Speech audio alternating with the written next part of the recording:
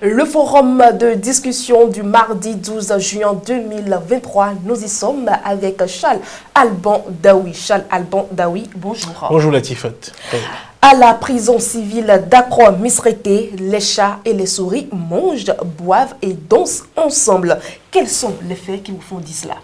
Oui, effectivement, les chats et les souris dansent, mangent ensemble à la prison civile d'Accra-Misrété. Les faits qui nous font dire cela sont simples. Il faut remonter à quelques mois en arrière, notamment le 15 mars, pour constater que l'agence pénitentiaire du Bénin a procédé au limogeage des régisseurs de cette prison-là. Et quelques jours après, notamment le 24 mars, il y a eu le relèvement de leurs fonctions de 26 fonctionnaires de police républicaine en service à la prison civile d'Accra-Misrété. Et cette sanction-là est intervenue après une fouille effectuée dans cette prison, une fouille qui a permis de mettre la main sur 600 téléphones.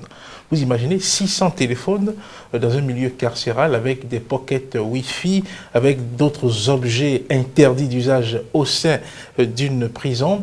Et par la suite, il a été dit que cette fouille a eu lieu parce qu'on a remarqué qu'un détenu se connectait, se mettait en ligne sur le réseau TikTok.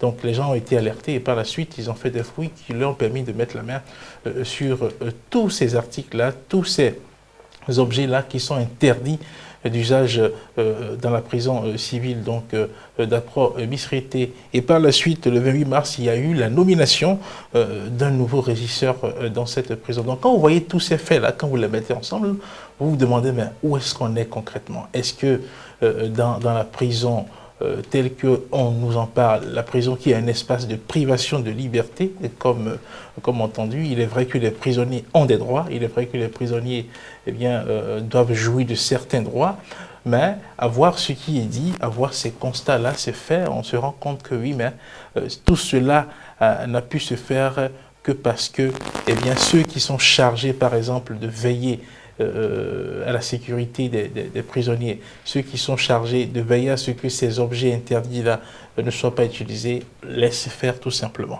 Et donc dans ce laisser aller, dans cette tendance qui a consisté à laisser faire toutes sortes de choses interdites dans ce milieu-là, on ne peut que conclure que oui, les chats et la souris dansent et mangent ensemble parce que oui, le chat que constitue le policier et la souris que constitue le prisonnier, le détenu, qui ne doivent peut-être pas se côtoyer, il est vrai qu'ils ne doivent pas vivre en chien et chat, mais il y a un respect que le détenu doit avoir en présence du policier.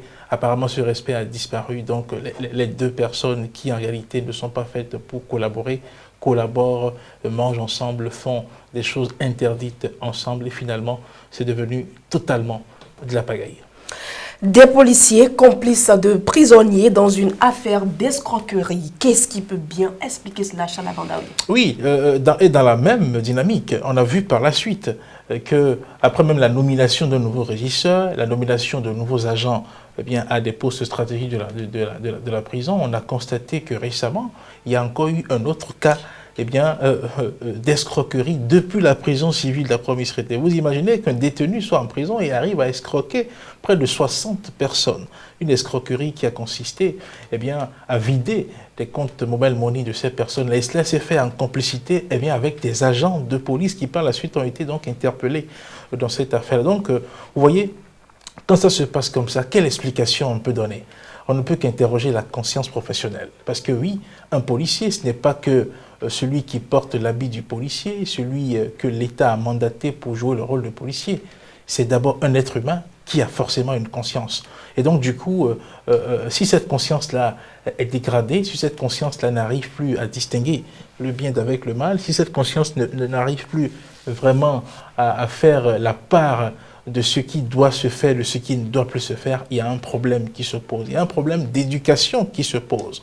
Parce qu'on ne va pas dire que le policier manque de quoi vivre, même si, bon, on peut se plaindre de leur salaire, ce n'est pas forcément une raison pour se mettre en accointance avec des personnes qui sont en conflit donc, avec la loi. Si dans les milieux carcéraux, ça se fait ainsi, imaginez un peu ce qui se fait à l'air libre, imaginez un peu ce qui se fait dans nos commissariats, où peut-être des personnes qui sont en conflit avec la loi, des personnes qui doivent être arrêtées, par exemple, ne sont pas arrêtées, parce que oui, la police les protège, des policiers les protègent. Donc c'est pour dire que c'est une situation dangereuse, c'est une situation d'insécurité à laquelle il faudra mettre fin. Je pense que la direction générale de la police républicaine, avec à sa tête eh bien, Soumaïla Ayaya, doit pouvoir prendre les taureaux par les cornes pour qu'on puisse travailler sur la conscience professionnelle du policier.